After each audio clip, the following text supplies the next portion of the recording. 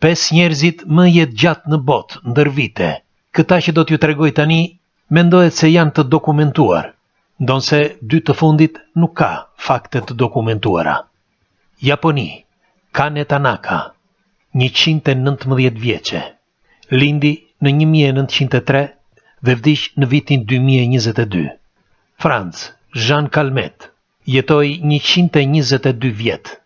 Kishte lindur në 1875 dhe vdiq në vitin 1997.